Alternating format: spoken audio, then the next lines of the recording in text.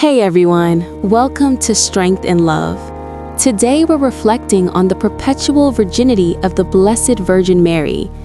After my last reflection where I mentioned this teaching in passing, someone reached out and asked that I explain it more fully. She wasn't disputing that Mary had only Jesus and no other children, but she did question how Mary could give birth and still remain a virgin, as the church teaches in CCC 499 to 501 and 510, that Mary was a virgin before, during, and after the birth of Jesus.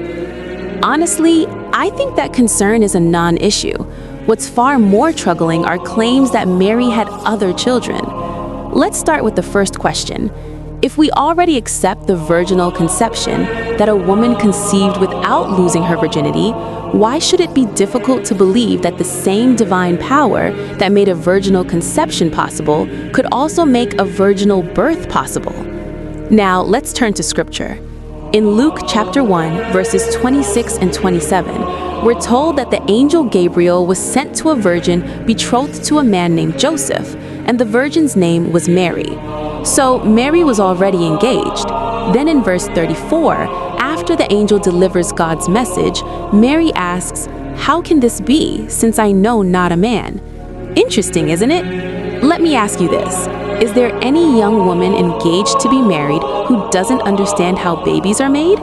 Wouldn't it have been more natural for Mary, already betrothed, to understand the angel's message within the normal context of marriage, that once she married Joseph, the first fruit of their union would be a male child, just as we see in the story of Samson's mother? And this is where it gets really interesting.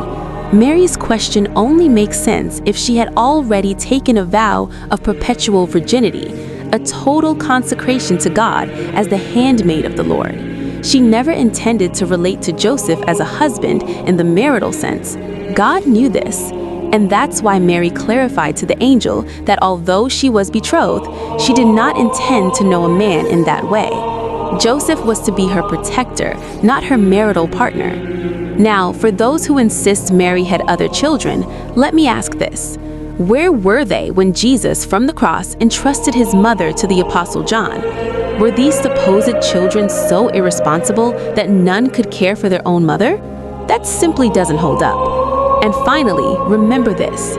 It was the same Jesus who passed through locked doors after his resurrection who was born of Mary. The power of God is not limited by human biology. I hope this reflection helps those who still struggle with this dogma. Stay with us for our next reflection. Thank you, and God bless you.